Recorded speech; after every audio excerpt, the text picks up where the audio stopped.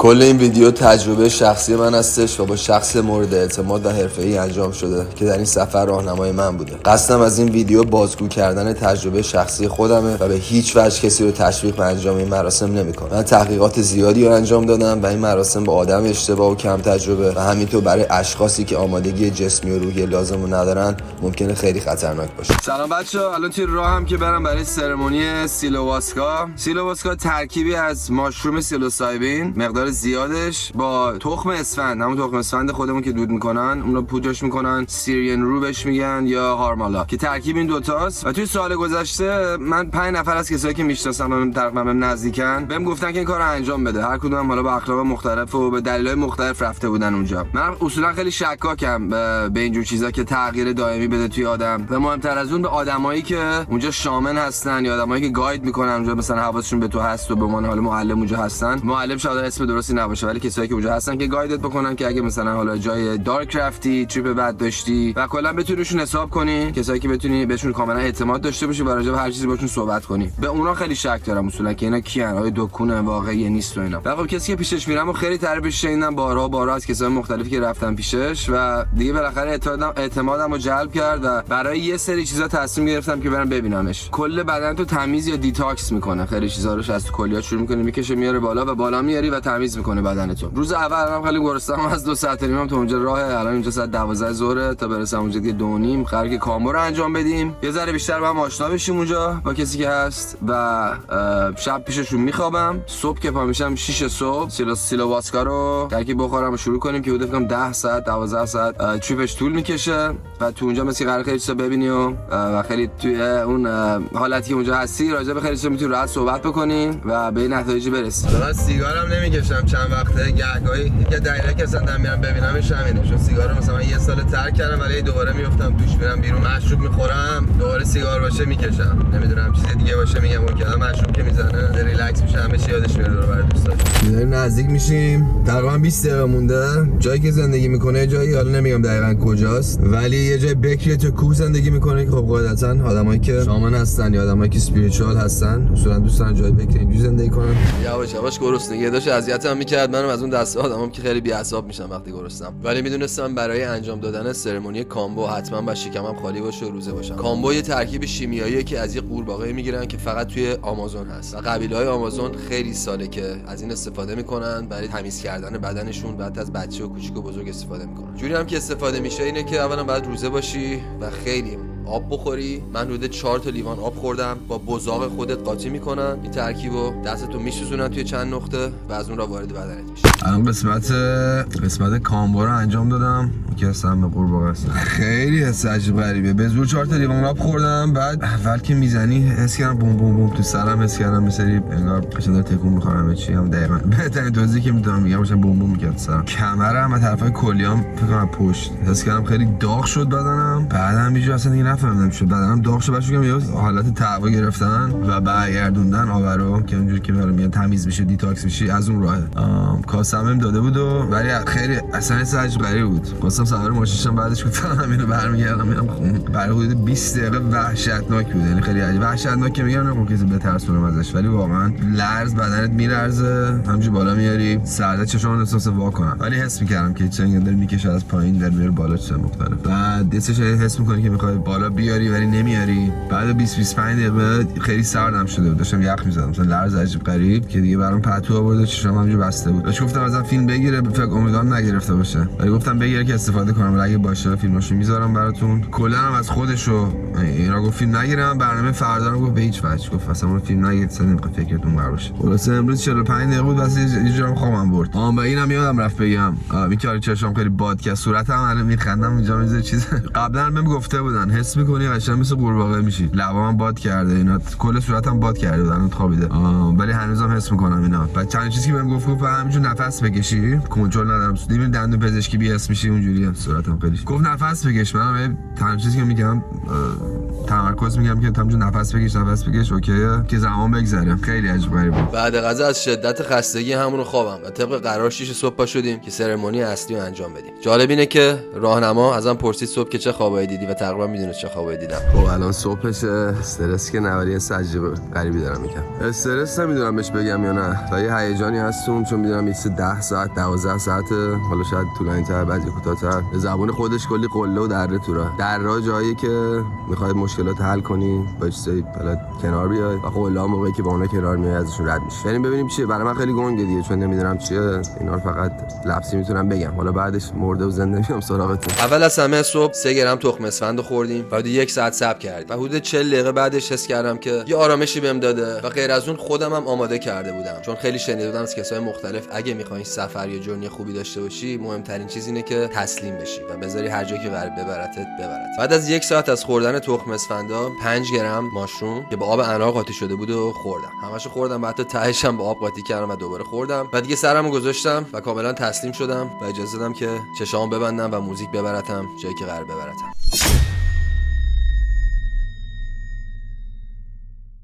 تاثیرات سیلوواسکا خیلی کمتر شده بود و تونستم پاشم و برم بیرون و چقدر احساس قشنگی داشتم و هنوز داشتم سعی میکردم هضم کنم که چه اتفاقی افتاده. اون حس وصل بودن به طبیعت، اون رقص برگ‌ها و گل و گیاه زیر نور قبل غروب و اون آرامش کاملی که توی قلبم حس میکردم جدا از هر تجربه دیگه بود که تو زندگیم داشتم. بچه‌ها تموم شده.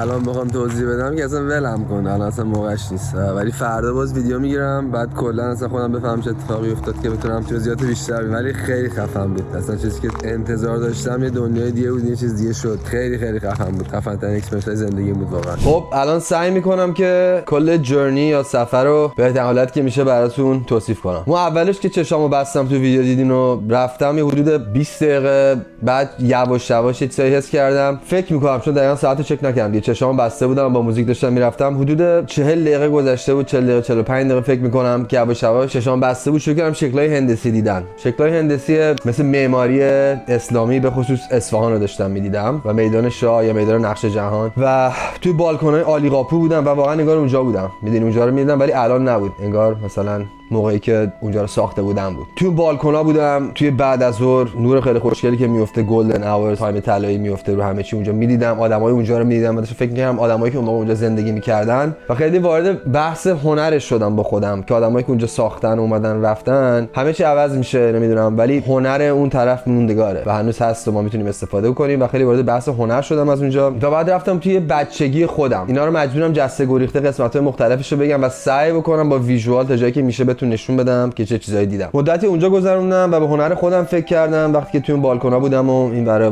اونجا رو میدیدم و که چقدر نور و رنگ واسم مهمه. اولین باری بود که توی این سفر به نور و رنگ فکر کردم که یه چیزی که برای من خیلی مهمه توی عکاسی و توی حالا من نقاشی هم یکم میکشم، اکریلیک و اینجور چیزا. چیزی که دوست دارم رنگ و نوره و نقاشای مورد علاقه من ونگو و مونی هستن که اونم همینه، خیلی استفاده میکنن از این قضیه. یعنی همه رنگ و نور استفاده میکنن قاعدتاً. یعنی چیزایی دوست دارم که به اصطلاح مثل ونگو و مونی که نقاش مورد علاقه من نمیاد مثل مونالیسا و داوینچی چیزای دقیق بکشن اونجوری. میدونی چی میگم؟ جوری که هست بیشتر بازی رنگ و نوره و چیزی که من علاقه دارم اونجوری خیلی اونجوری میدیدم. بعد یواش یواش رفتم تو دوران بچگیم. دوران بچگی خودم رو دیدم که تو ایران بودم، بازی میکردم توی کوچه، میدویدم، دوچرخه سواری میکردم و قشنگ خودم میدیدم. بچگی خودم مثلا بین 5 6 سالگی 7 سالگی و تو اون فضا که بودم یه صحنه دیدم که پام خورد روی زمین توی ایران و یهو رفتم تو آب و اجداد که گفتم چند نسل در نسل هزاران سال آب و اجداد من روی همون زمین پاشونو کوبیدن، زمین رو راه رفتن و من اولین نسلی ام که الان خارج از ایران زندگی میکنم و دیگه پامو روی اون زمین نمیذارم. و همینجوری اشک جوری که از چشام جاری شدن، نه که گریه یه چیز باشه ولی احساسات بود. یعنی حس خوبی بود، گرم بود، داشتم با چیزی فکر میکردم باش کنار میومدم و فکر کردم که مثلا من اینجا کجام، توی سرزمین غریبی الان من دارم پامو میذارم زمین رو زندگی میکنم و اون تاریخ و شجره‌نامه که داشتم و انگار دارم قطع میکنم از اینجا، قطع شده اینجا و خب خیلی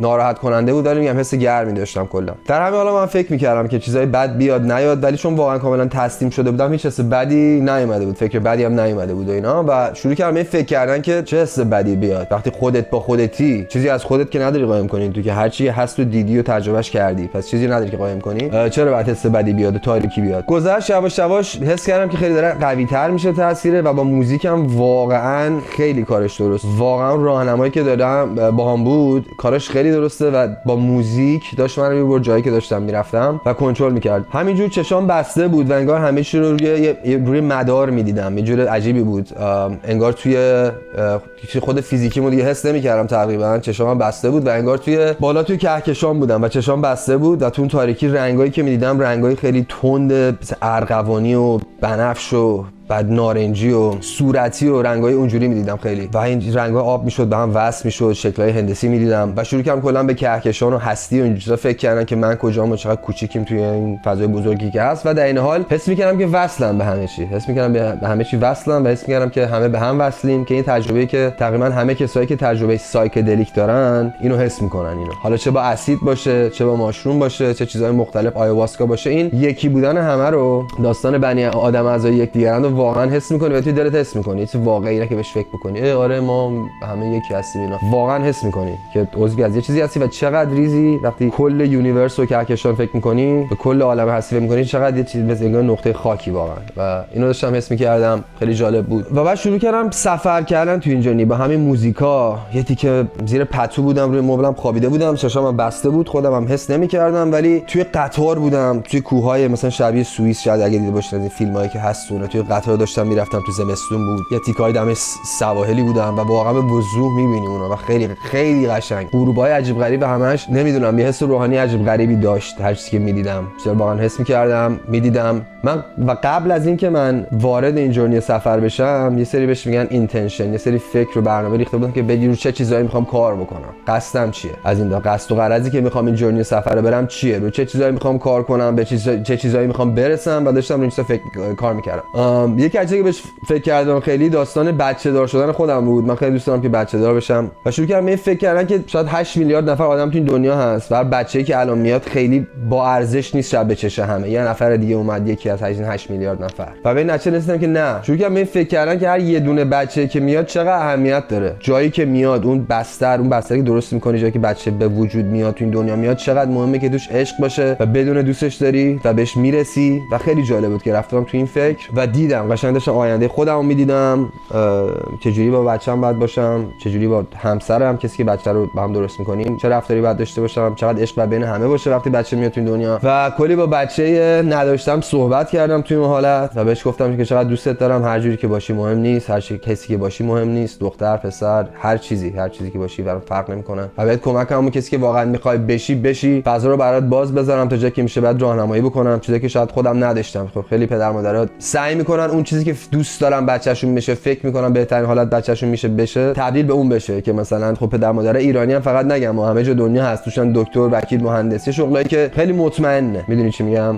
ولی به اون علاقه‌ای که واقعا بچه‌شون داره و بهترین، هر کسی چیزی که واقعا علاقه داری، توش استعداد داری، خب بهترین میتونی تو اون باشی تو دنیا. میدونی چی میگم، من شاید اگه مثلا وکیل میشدم موفق میشدم، فلان داستان، دکترم میتونستم بشم، خیلی چیزا میتونستم بشم، ولی از زندگیم راضی نمیبودم. برای اینکه کاری که من دوست دارم هنره، من دوست دارم شعر بنویسم، موزیک تولید کنم، نقاشی دوست دارم، یعنی خلق کنم چیزای مختلفو و عکاسی، همه چی، فیلم، چیزای مختلف. و اینه که من خوشحال میکنه تو زندگی. همیشه خوشحال ترین حالت که من دارم بعد اینکه یه آهنگو مینویسم، حالا فکر کن هر روز یه دفتر بعد کار میکردم، وکیل بودم، این بودم فلان. خلاصه به اینجا خیلی فکر کردم که اون فضا رو درست کنی، فضا رو ایجاد کنی، فضایی که بچه میاد توش خیلی مهمه. به این چیزا داشتم فکر میکردم. بعد یه جاهایی مادرم خیلی پیشم بود، بهش خیلی فکر کردم، خیلی داشتم بهش عشق میدادم تو اون فضا. بعضیاتایی که کردم داشتم فکر میکردم به کمکاریایی که الان شاید بکنم بیشتر از چیزی که باید، خیلی کمتر از چیزی که باید وقت میذارم، میبینمش، میرم پیششون که چقدر بیشتر با وقت بذارم ببینمش. و تنها چیزی که یه مادر بچه‌اش میخواد همون وقت و عشقه، وقت بگذرونه، هیچ چیز دیگه نمیخوام مادر از من. میدونی بهش خیلی داشتم به این قضیه فکر میکردم که چقدر ساده است مادرتو خوشحال نگهداری و چقدر بعضی اون تنبلی میکنی. بعد یه سری دوستان پیشم بود،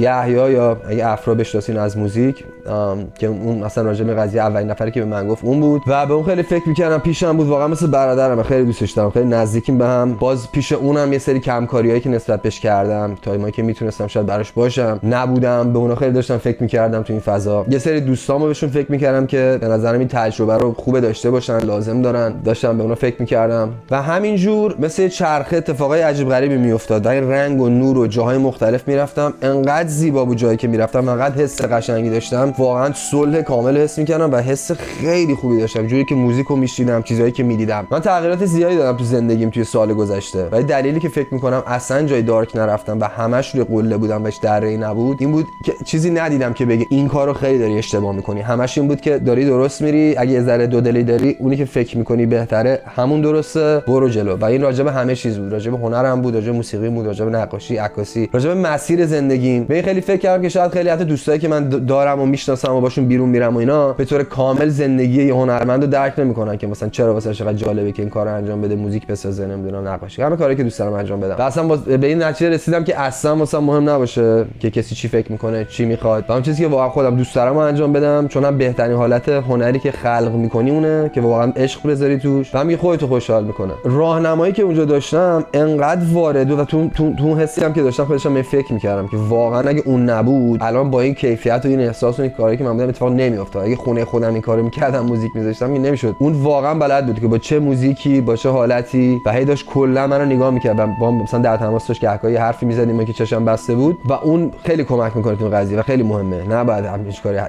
هیچ وقت نباید همین کاری تنها انجام بدی بدون راهنما و گاید. خیلی احساسات عجیب غریبی تون بود. همینجوری که حکایت اصلا خود فیزیکیمو حس نمیکردم و بعد یهو میدم گردنم خیس میشد و حس میکنم اشکایی که میریخت بود، اشک باز میگم یه گرمی عجیب غریب حس میکردم، یه نوری حس میکردم که خیلی جالب بود. راجع به اونم جدا دوست دارم صحبت کنم. و بعد اون اشکایی که میریخت مثلا گردنم خیس میشد، تازه متوجه میشدم که من فیزیکی اونجام بیرون هستم. میدونی خودم دوباره یادم میافتاد که کجام، روی مبل نشستم تو خونه یکی هم داره منو گاید میکنه. بعد دوباره میرفتم. همینجوری که ادامه پیدا کرد پیک یا اون قله بالاترین حالتی که داری، چون شروع میشه دیگه، از جای شروع میشه حس میکنی اون تو بدنتون و بعد یه مدتی هم کم میشه. پیکش هم حدود فکر کنم 3-4 ساعت بود برای من و توی اون پیک شدیدتر میشد و اون فضایی که داشتم با چشای بسته رسیدم به جایی که واقعا میگن نور رو حس میکنی. توی قلبم واقعا نور رو حس میکردم و یه منبعی رو حس میکردم که نمیدونم چیه، ولی مطمئن بودم که هست و وجود داره. اسمای مختلف هر کسی میتونه روش بذاره، انرژی، خدا، فلان داستان، ولی واقعا حس میکردم و تو اون حالت داشتم به این فکر میکردم که واقعا شاید مولانا بهترین کسی که میتونه همین چیزایی توصیف کنه توی شعراش و چقدر قشنگ توصیف میکنه، ولی هیچ ربطی به حسی که من الان دارم نداره. و یه سری چیزا هیچ وقت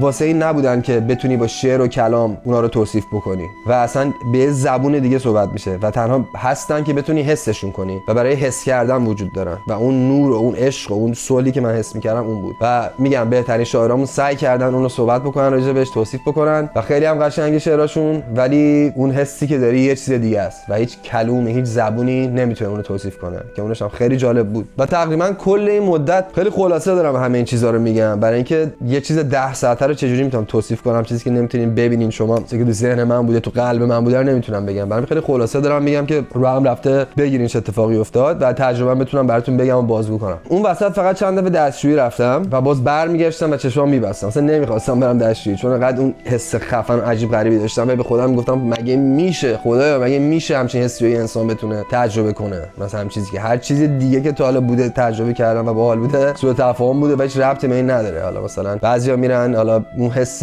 یوفوریکی که با MDMA یا چیزای دیگه میگیرن مثلا هیچ ربطی به این نداشت، اون حس کن به توان 10، ولی در عین حال خیلی اسپریچوال بود. هر جا که می‌خواستی میتونستی بری. خیلی جا بود که رفتم تو دوران بچگیم یه سری چیزایی که مثلا بوده رو باش کنار اومدم، اونو میدیدم یه حالت سلو موشن آروم، اونو میبینی انگار فایل بندی میکنی، میری تمیزش میکنی، میای بیرون باش کنار میای و خیلی خفنه واقعا. یه سری خاطره که شاید یادت رفته باشه اصلا ندونی داری ولی میرفتی توش.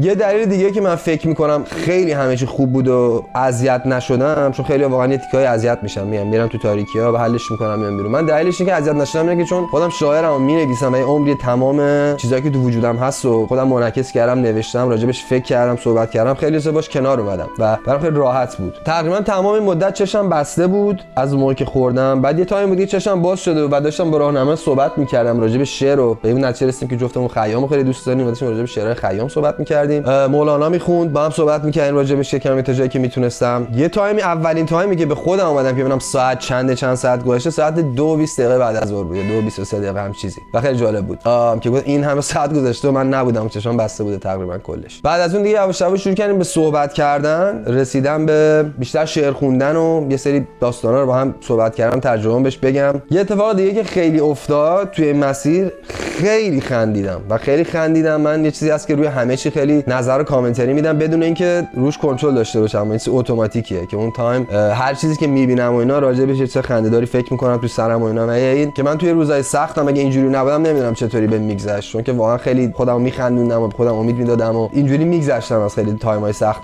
که داشتم تو زندگیم و اینا. اونم قسمت بزرگیش بود. تا دیگه یواش یواش همینجور صبر کردم تا تاثیرش بره. بیرون نگاه میکردم، پنجره درخت حالت بید بود که تکون میخورد و زیر نور باز قبل غروب خیلی اون نور خوشگلی و قشنگی و احساس گرما عجیب غریبی بهم میداد. به مرور دیگه اثرش کمتر شد و رفتم بیرون که از اون بیرون رفتنام بهتون نشون دادم. چیزایی که الان بهتون گفتم الان فکر کنم 3 هفته گذشته از موقعی که انجام دادم، چون صبر کردم، چون دیدم هر روز یه چیز جدیدی به یادم میاد و تاثیرات درازمدتش رو تو خودم میبینم. و چیزی که من بهش فکر میکردم نگران بودم که الکی باشه، اون همون یه روز 2 روزه مثلا به چیزای فکر کنی و فراموش کنی، ولی تاثیرش دراز مدت بوده. واقعا خوشحال‌ترم از وقتی این کارو کردم، با خودم خیلی راحت‌ترم، از مسیر و راه هنری که بعد برم خیلی مطمئن‌ترم. کارهایی که دوست ندارم بکنم و ولی به خاطر دوستا و رفقا جایی که میرفتم خیلی وقتا رو اصلا دیگه نمیرم، نمیتونم برم، مطمئنم که نباید برم و خیلی راحت‌تر و مستقیم‌تر. من موقع نوشتن همیشه از توی دلم چیزایی که میخوام بگم میگم محکم و مطمئن، ولی الان با آدمایی که صحبت میکنم لازم نیست که من تو فضای ذهنی اونجا باشم که دارم مینویسم و راجع به چه صحبت میکنم. همینجوری که با آدمو صحبت میکنم رو در رو، بدون ترس و بدون، یعنی خیلی مطمئن، راحت، رک، همه حرفایی که سر من رو میتونم بگم و بهتر میتونم راجعش صحبت کنم، چون میگن که دل پا میشه به دلم میشینه، مردم بیشتر درکشون میکنن و این یه چیزی بود که خیلی تاثیری که رو مونده. مرسی که با هم همراه بودین. حالا میتونین اگه سوالی چیزی دارین تو کامنت ها هم بنویسین، واسم سعی میکنم تو ویدیوهای دیگه براتون بگم. بازم مستند مثل این درست میکنم، سوژه‌های مختلف، چیزهای مختلف و تجربه مختلف. دوستتون دارم. فعلا.